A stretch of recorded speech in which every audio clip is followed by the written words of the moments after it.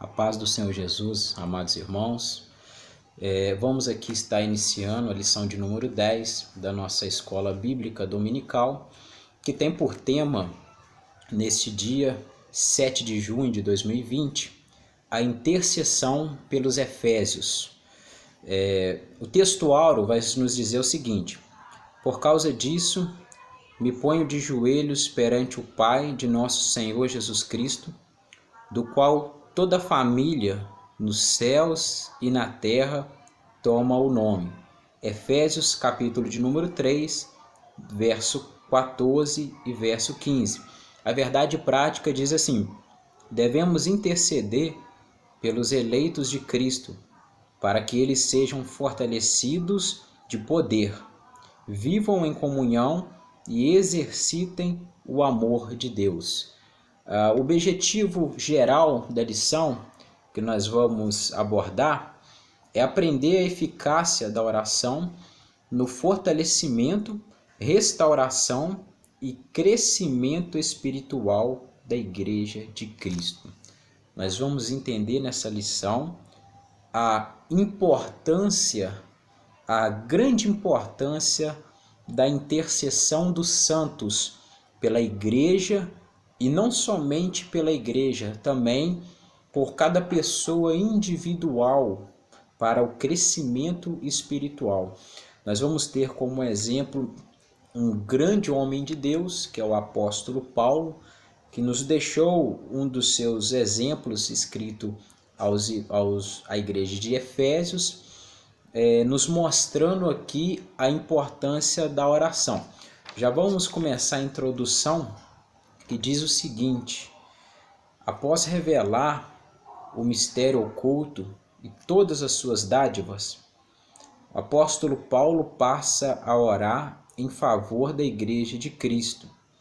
Na intercessão paulina, aprendemos que Deus pode fazer tudo além do que pedimos ou pensamos, sendo Ele o único que é digno em ser glorificado.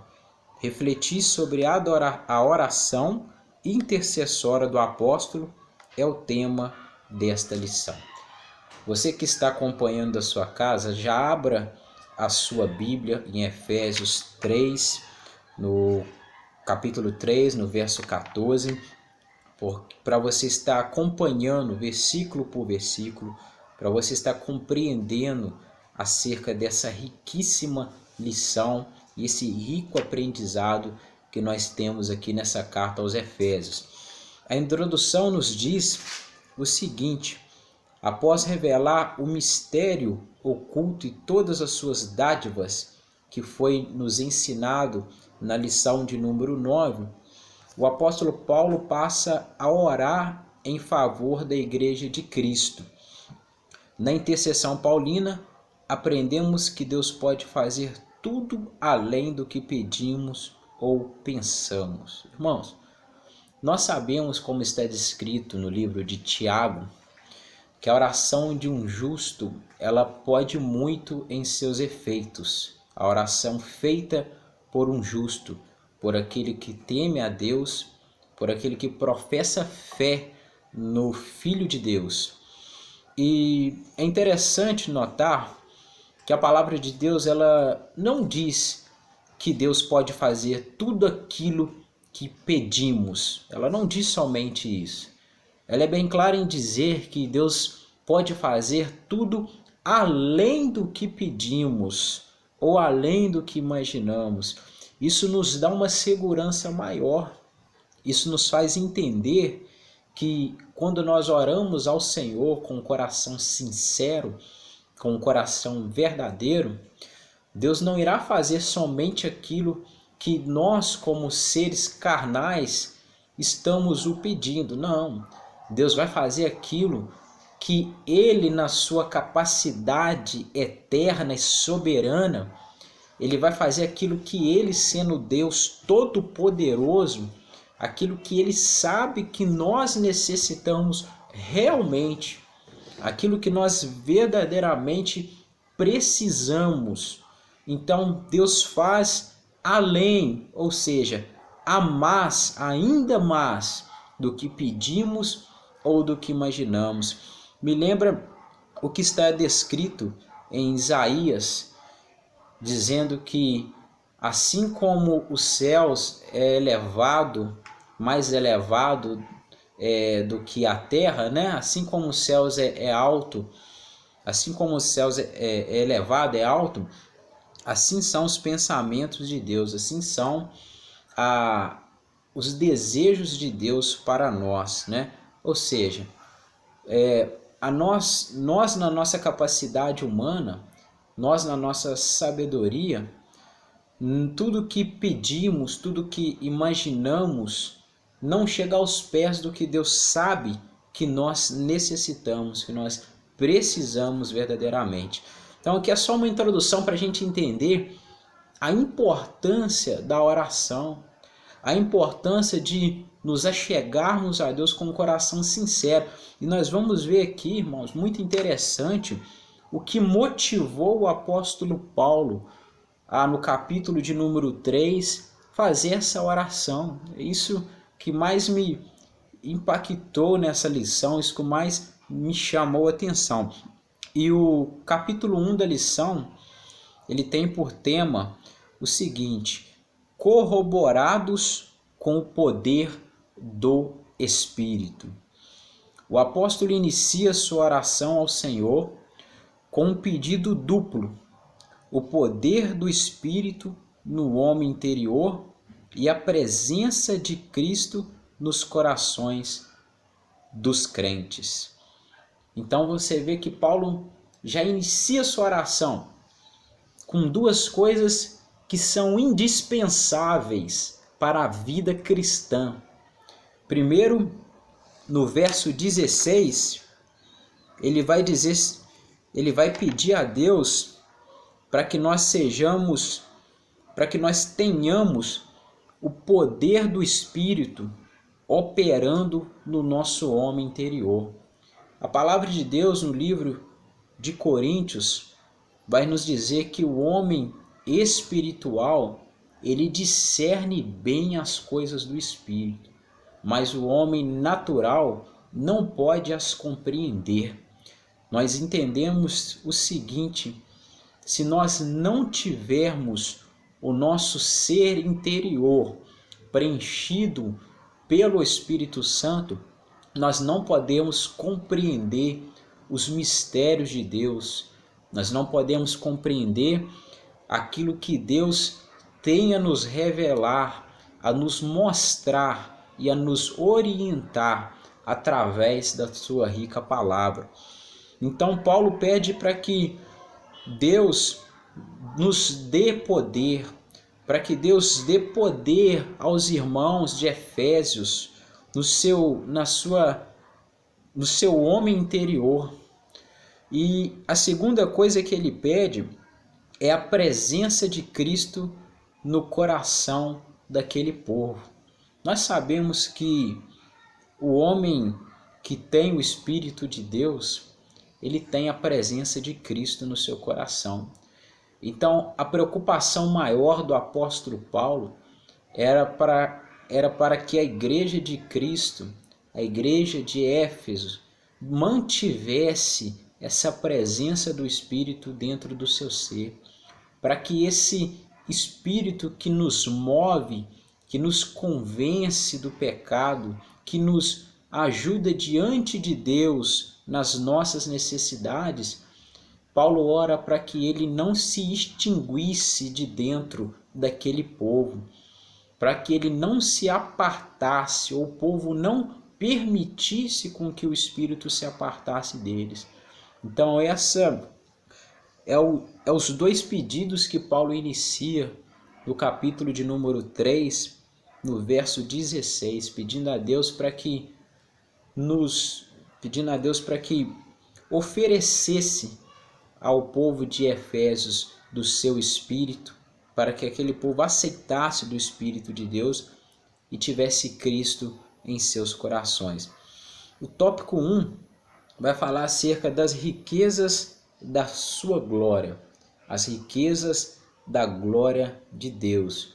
É muito interessante também, irmãos, o tópico 1, E nós vemos aqui que Paulo ele chega a Deus em oração, conhecendo a quem ele está indo a pedir a oração, a quem ele está clamando. No tópico 1 nós vamos ver Paulo aqui falar acerca de alguns atributos de Deus. E isso nos dá um entendimento do conhecimento que ele tinha de Deus. E vai dizer o seguinte: Paulo apresenta sua oração confiado. Eu já paro aqui para te trazer aqui um ensinamento, uma edificação.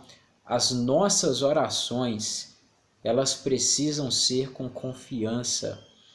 Você vê que Paulo se chega a Deus sabendo que o Deus a qual ele servia, o Deus a qual ele estava orando, era capaz de atender às suas expectativas e de atender os seus pedidos e ainda mais fazer como nós lemos aqui na introdução. Então, ele apresenta a sua oração confiando nas riquezas de sua glória, nas riquezas da glória de Deus. O apóstolo já havia declarado que Deus é o Pai da glória, cheio de abundantes riquezas de sua graça, o que significa que ele é possuidor de todas as glórias e dispenseiro de ricas e ilimitadas bênçãos. Em razão disso, Paulo pede para que a igreja seja fortalecida com poder e que seja habitada por Cristo, que compreenda o amor divino e tenha pleno desenvolvimento espiritual. Preste bastante atenção. 3 coisas principais nessa lição que o apóstolo Paulo ele ora pedindo a Deus e que nós também devemos sempre estar buscando em Deus. 3 coisas. A primeira, Paulo pede para que a igreja seja fortalecida. Nós estamos vivendo tempos difíceis, todos nós sabemos disso. E conforme o tempo passa, as coisas têm se intensificado. E os dias da volta de Cristo estão se aproximando. E nós, como nunca antes, devemos agora orar ainda mais para que a igreja de Cristo seja fortalecida. E segundo, ele pede também para que Cristo habite no coração da igreja. Nós devemos orar, clamar a Deus para que o Senhor habite no coração de cada um, para que o Senhor faça morada no coração de cada um, a cada dia mais. Em terceiro lugar, ele ora para que a igreja de Cristo, para que a igreja de Efésios possa compreender o amor divino e para que eles tenham o desenvolvimento espiritual. Nós necessitamos desse desenvolvimento a qual Paulo está pedindo para Deus. Nós necessitamos do crescimento espiritual, porque a vida cristã, ela pode ser comparada com um atleta cristão, com um atleta, aliás, né? Nossa vida cristã, ela pode ser comparada com um atleta. O atleta, se ele não se exercitar, se ele não fazer aquilo que é devido para que seja feito, se ele não exercitar os seus músculos, se ele não exercitar a sua estrutura física, quando ele estiver de frente com o dia ali principal, com o dia que ele terá de tomar uma decisão ali para vencer ou perder, dificilmente ele vai conseguir vencer. E na vida cristã não é diferente. Nós precisamos estar exercitando a nossa fé. Nós precisamos estar desenvolvendo a nossa vida cristã dia após dia. E como nós fazemos isso, irmão Alex? Nós vamos aprender nessa lição aqui. Agora nós estamos aqui adentrando por essa lição, nós vamos aprender mais para frente aqui como desenvolver essa vida cristã, como ter esse desenvolvimento espiritual. Começando, nós já estamos aprendendo através de uma vida de oração. Então, o tópico 1, Paulo fala acerca das riquezas da glória de Deus. Nós aprendemos aqui que o apóstolo Paulo conhecia o Deus a qual ele servia. Tinha o conhecimento de que esse Deus podia e pode suprir todas as suas necessidades. Tópico 2 diz o seguinte: fortalecidos com poder.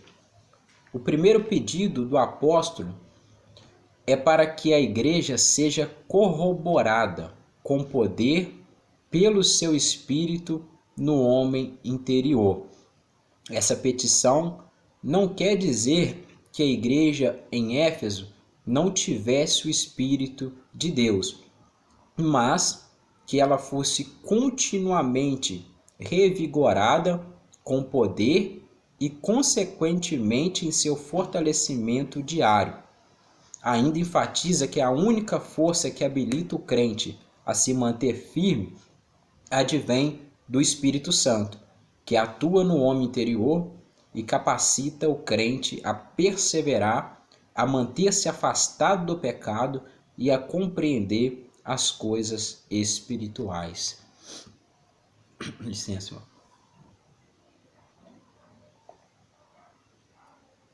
Então aqui, no capítulo 2, nós vemos Paulo também voltar sua oração pedindo a Deus para que a igreja de Efésios fosse fortalecida com poder.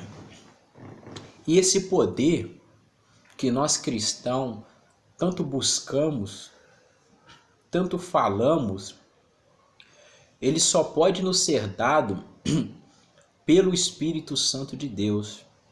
Você vê que a lição vai falar aqui que o primeiro pedido do apóstolo é para que a igreja seja corroborada. O que é ser corroborado? É ser confirmado, testificado. Paulo estava orando a Deus pedindo para que o Espírito que a igreja recebeu, a igreja de Efésios tinha o Espírito de Deus, pois em Efésios 1, ali nos versículos de 20 a 23, Paulo vai dizer que a igreja estava selada com o Espírito, portanto, creram no Evangelho de Cristo. Mas aqui, na lição, nesta oração, ele vai pedir para que fosse confirmado esse Espírito na igreja, para que a igreja tivesse uma continuidade naquilo que começou no início. Então, nós devemos aplicar isso nas nossas vidas. O Espírito que um dia nós recebemos da parte de Deus, quando nós cremos no Evangelho, ele precisa manter dentro de nós. E nós só vamos conseguir isso através de uma vida de oração, através de uma busca pelo poder de Deus. E esse poder, irmãos, quando nós falamos de poder espiritual, nós estamos falando da palavra de Deus, do conhecimento de Deus. Como eu posso conhecer a Deus? Através da sua palavra, através de uma vida de consagração diária.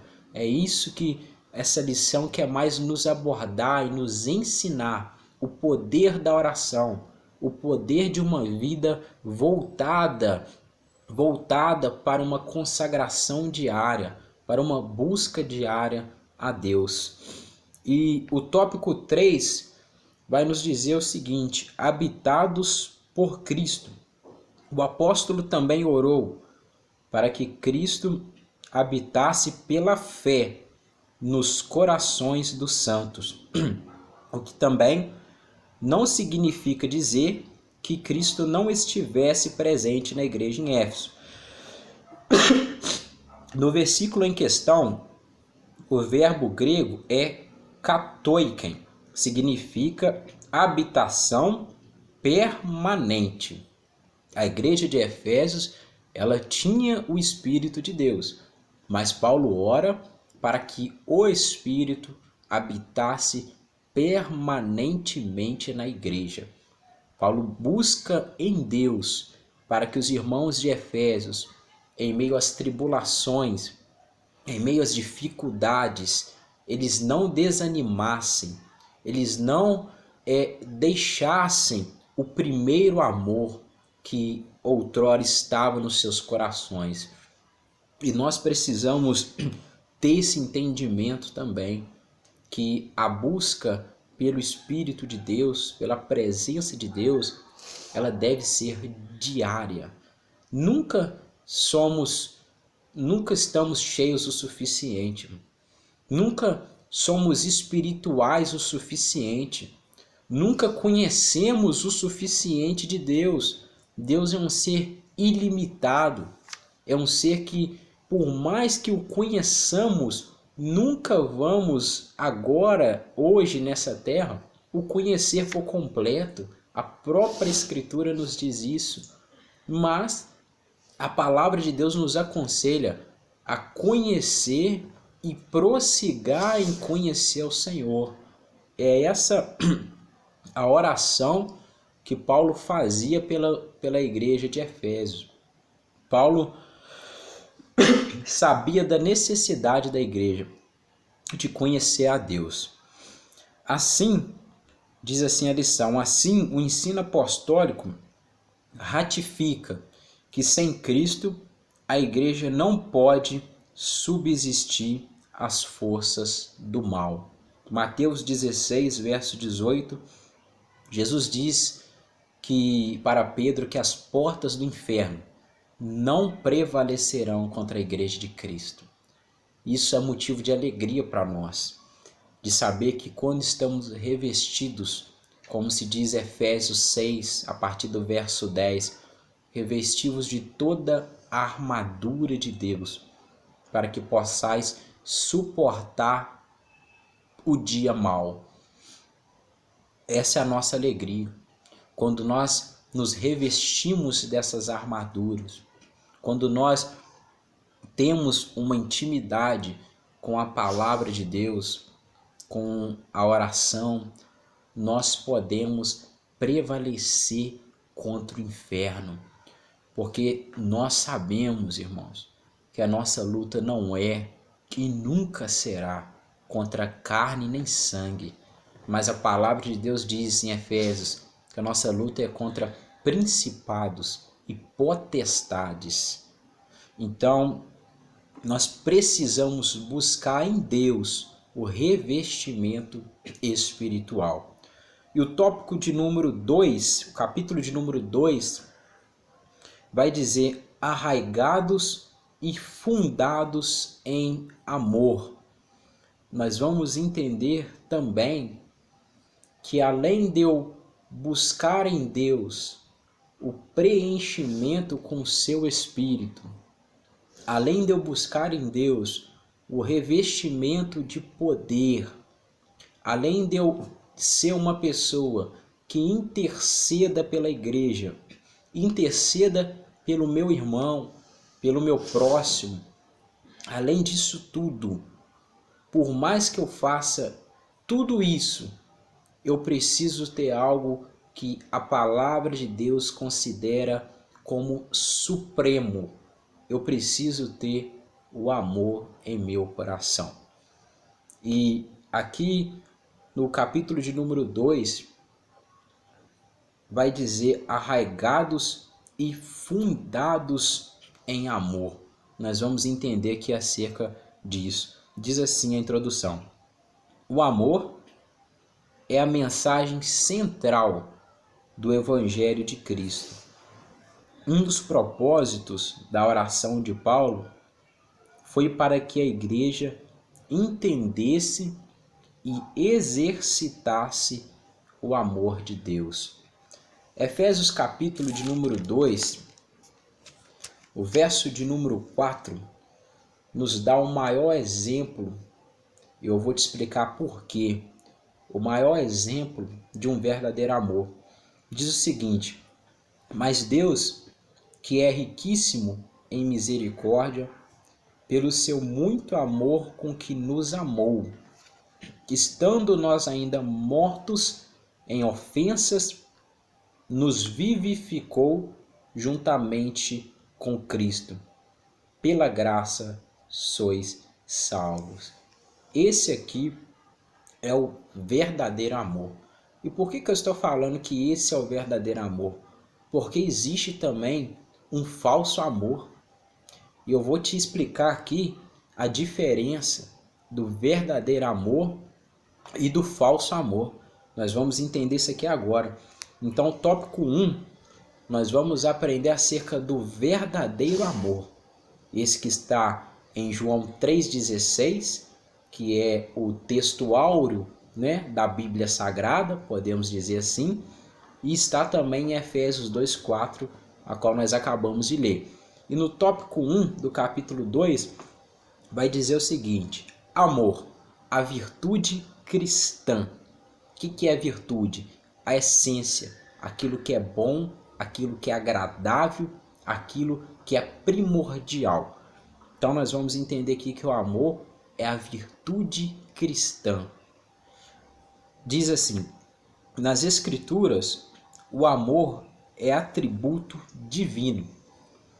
Aquele que não ama não conhece a Deus, porque Deus é amor. Isto está em 1 João, capítulo 4, versículo 8. Foi por amor que Cristo se entregou para o resgate da humanidade. O amor é o resumo da lei e dos profetas, o sinal dos discípulos de Cristo, a prova de filiação com Deus, e deve ser expresso por meio de atitudes concretas. O amor é a maior de todas as virtudes e o princípio que norteia o fruto do Espírito. Ciente dessa relevância, o apóstolo implora a Deus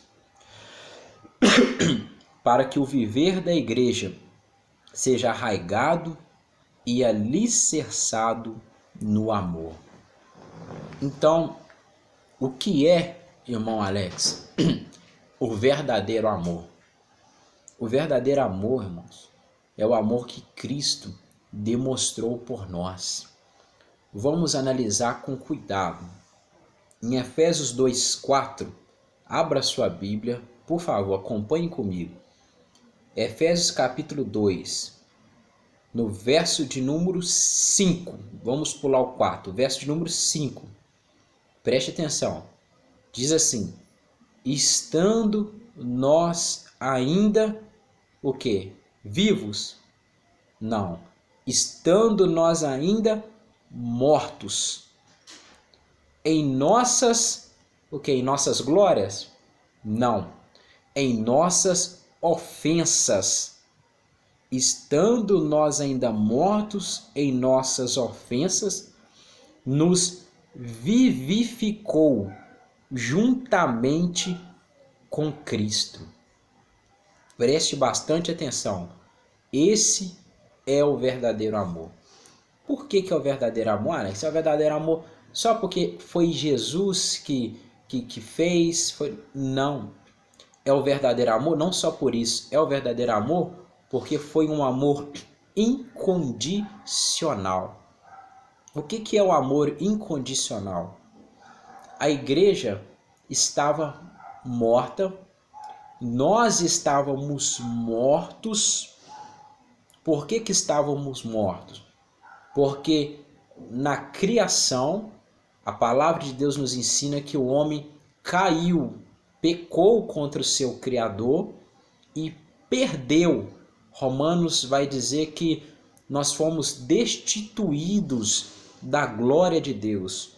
Perdemos essa glória, perdemos essa comunhão. E o homem sem a presença, sem comunhão com Deus, ele está o quê? Morto. Então aqui em Efésios 2, Paulo fala que nós estando mortos em ofensas, em pecados, em atitudes errôneas, mortos na mentira, mortos na maldade, na inveja, na corrupção, mortos na imoralidade sexual, mortos de todas as formas que você pode imaginar. É a forma que eu e você que está vendo essa lição estávamos diante de Deus. É aí que entra o amor incondicional. Amor esse que eu quero despertar nós, esposos, maridos.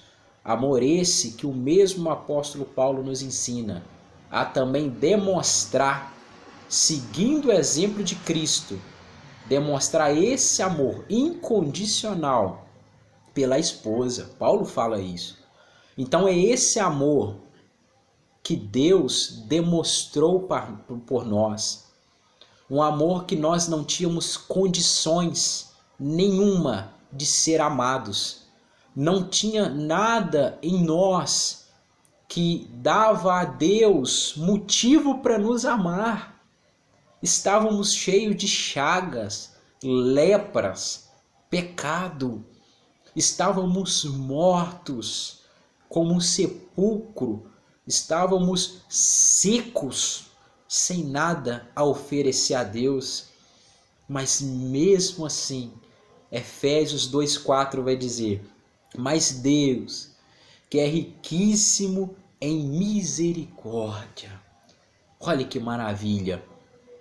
Aqui nós notamos aqui uma das riquezas de Deus. Quais que são uma das riquezas de Deus? A sua misericórdia. Salmos vai dizer que a causa de não sermos consumidos, o salmista diz, são as misericórdias de Deus, pois elas se renovam a cada amanhecer. Esse amor é um amor genuíno, é um amor verdadeiro. Agora você está curioso para saber qual é o amor falso? É esse amor que o mundo te ensina, é o amor que o mundo tenta nos ensinar, quer ensinar para o seu filho, para a sua filha. É esse amor que tem sido ensinado nas escolas, na televisão. É o amor condicional. É o amor que funciona o seguinte: você ama quem te ama, você dá quem te dá, você perdoa quem te perdoa. Esse amor, irmãos, é um falso amor. Esse amor é mentiroso, porque Cristo nos ensina a amar, sabe quem? Aquele que mais nos persegue, aquele que mais nos injuria. Cristo nos ensina a orar, sabe para quem?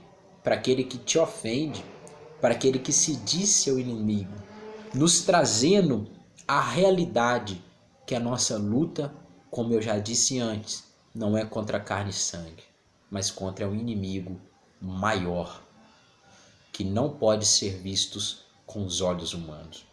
Muitos estão aí preocupados com a pandemia. Lógico, nós nos preocupamos, mas há uma preocupação maior para mim e para vocês.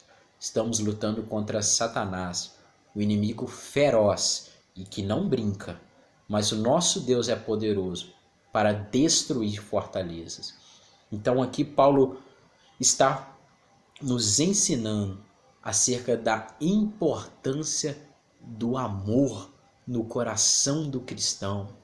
Não o amor que o mundo nos oferece, não o amor que o mundo nos dá, um amor que apresenta condição para ser estabelecido, não. Cristo nos amou de forma incondicional. Não tínhamos condições de ser amados. Vamos continuar aqui então? Vai dizer assim, tópico de número 2. Arraigados e fundados em amor. Após rogar ao Pai pelo poder do Espírito e a habitação de Cristo, o apóstolo clama para que a igreja possa também compreender e praticar o amor. A expressão arraigados e fundados em amor compara os santos como uma planta bem enraizada e uma casa bem alicerçada. Indica que sem o amor, a vida cristã não tem sustentação alguma. A minha, a sua vida cristã não pode permanecer bem, não pode permanecer de pé, se ela não for exercida com amor. Para você ter ideia disso, eu te provo na Bíblia. A palavra de Deus vai nos dizer o seguinte, que tudo que fazemos sem amor não é verdadeiro e nós pecamos. Tudo que for fazer, faça com amor. Tudo que for exercer, seja no ministério, seja na igreja, seja no trabalho, seja em casa, com a esposa, com o esposo, com o amigo, com a família, faça com amor. E principalmente, não que as outras sejam menos importantes, principalmente na obra cristã, na obra de Deus. O que for fazer, faça com amor. Peça a Deus em oração, Senhor, coloque em mim o amor verdadeiro. Então vamos aqui continuar. O apóstolo Paulo diz o seguinte, por causa disso, o apóstolo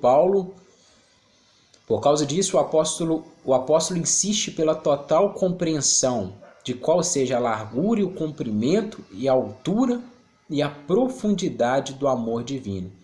O uso dessas expressões aponta para a vastidão do amor de Cristo, que excede todo o entendimento, e indica que a lógica humana não pode mensurar o amor de Deus. Como eu disse, o amor de Deus, Deus em si, é um ser ilimitado. Por isso que Paulo usa aqui as medidas, né? Ele usa aqui de forma simbólica medidas, largura, altura, profundidade, algo que geralmente no cálculo humano do homem pode ser contado, pode ser analisado, mas Deus não.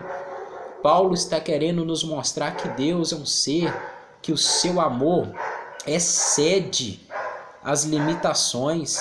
O seu amor vai além do que podemos compreender, além do que podemos imaginar. E nos ensina então a aprofundarmos nesse amor, a estarmos arraigados, firmados, alicerçados nesse amor. Olha que rica lição para nós. Então, através de alguns versículos de oração, Paulo nos ensina aquilo que é de extrema importância para a nossa vida cristã, para o nosso desenvolvimento espiritual. Então aqui o capítulo 3, para a gente estar indo para finalizar, vai dizer o seguinte, a intensidade do amor de Cristo. Consciente de que somente o Espírito pode fazer entender e experimentar a grandeza do amor de Deus, Paulo pede para que os crentes conheçam a intensidade do amor de Cristo. A ênfase recai em Cristo. A ênfase recai em que Cristo nos amou e ainda nos ama, e que por isso devemos amar uns aos outros. O apóstolo sabe que o esforço humano não pode atingir essa meta. Assim, ele acrescenta esse pedido à oração, para que os crentes sejam cheios de toda a plenitude de Deus. Então, Paulo, ele intercede pela igreja de Éfeso, pelos irmãos de Efésios, pedindo para que eles fossem cheios, preenchidos da plenitude de Deus. Quando ele usa a palavra plenitude, ele está nos dando que o entendimento de ser completo, preenchido de forma completa, né, com completude de Deus. É isso que nós também devemos estar sempre buscando em Deus, para que o Senhor, através do seu Espírito, porque somente o Espírito de Deus é capaz de nos preencher por completo, é capaz de nos fazer entender a altura, a largura, a profundidade de Deus, somente através do Espírito de Deus, irmãos. E devemos buscar enquanto é tempo o Espírito do Senhor, porque, como eu disse no início da lição, os dias são maus e a volta de Cristo está mais próxima, como dizem Hebreus, do que quando no princípio cremos. Então, que busquemos o Espírito de Deus para que compreendamos e possamos ser participantes das riquezas de Deus, da glória de Deus. Agora, o capítulo 3 vai nos dizer acerca da a bênção de Deus excede o pensamento humano. Em sua audácia, intercessão em favor da igreja, o apóstolo ensina que Deus é capaz de fazer muito além do que pedimos e que o Eterno deve ser glorificado para sempre. Tópico 1 diz assim: a dimensão das bênçãos divinas. Ao concluir a ousada oração, Paulo lembra de que a magnitude do poder de Deus é capaz de fazer muito mais abundantemente, além daquilo que pedimos ou pensamos. Isso indica que o que Deus pode fazer ultrapassa em muito nossos melhores anseios e desejos. Ou seja, como já havíamos dito, tudo que pedimos, tudo que queremos, imaginamos, Deus tem sempre algo muito além e melhor para nós. Por isso devemos também pedir ao Senhor o seu discernimento para entendermos cada situação que vivenciamos segundo a sua vontade. Aqui diz assim: quer dizer que a mente humana é incapaz de alcançar a dimensão das bênçãos divinas. Nesse sentido, Paulo declara que as coisas que sequer subiram ao coração do homem são as que Deus preparou para os que o amam. Isso está em 1 Coríntios capítulo 2, verso 9. Essa instrução mostra que os pensamentos do Senhor são muito mais altos do que os nossos, que está descrito em Isaías 55, verso 9, que assim como o céu é elevado sobre a terra, assim também os pensamentos de Deus e o desejo de Deus é elevado muito mais além do que os nossos pensamentos e do que os nossos desejos. Desse modo, o poder divino que age na vida do crente e suas bênçãos disponíveis são impossíveis de dimensionar. A grandeza do poder de nosso Deus é capaz de responder para além das mais corajosas orações. Ou seja, Paulo ensina aqui então que as dimensões das bênçãos de Deus, da grandeza, da glória, do poder de Deus é algo que não pode ser contado, não pode ser medido e não pode nem sequer ser imaginado. Está além das nossas expectativas e do nosso entendimento. É por isso que muitas das vezes nós nos frustramos, nos decepcionamos por não entender que aquilo que Deus tem para nós muitas das vezes será muito melhor do que nós pensamos, do que nós imaginamos. O tópico 2 diz assim: o convite para a adoração. Paulo encerra esse capítulo com um convite de adoração a Deus, cuja glória é devida na igreja por Jesus Cristo, em todas as gerações. A conclusão paulina não poderia ter sido diferente. Nos versículos anteriores, ele discorreu acerca da boa nova do mistério revelado, das muitíssimas riquezas de Cristo conferidos à Igreja, da grandeza do poder de Deus e da infinitude do amor e de todas as bênçãos divinas que excede a compreensão humana. O tópico 3 diz o seguinte: a glória devida a Deus. Finalmente, Paulo prossegue a ensinar que Deus deve ser glorificado na Igreja e em Cristo. Quer dizer que os atos de louvar e glorificar a Deus fazem parte dos propósitos da instituição da Igreja. A Igreja nunca terá glória em si mesma, pois toda a glória é exclusivamente tributada para Deus por intermédio da obra de Cristo. Paulo nos ensina aqui agora que diante de tudo que ele falou, diante da sua oração, nós precisamos compreender que toda glória, todo louvor, toda honra, toda adoração deve ser direcionada somente àquele que é digno. Paulo termina o capítulo de número 3, no verso 21, dizendo: a esse glória na Igreja, por Jesus Cristo, em todas as gerações, para todo o sempre. Amém. O salmista, no Salmo 115, verso 1, ele fala algo muito lindo. Ele diz: não a nós, mas ao teu nome dá glória, por amor da tua benignidade e da tua verdade. A ele seja dada toda a glória para todo sempre. Então, para a gente finalizar aqui, nós entendemos, através dessa rica lição, os propósitos da oração do apóstolo Paulo.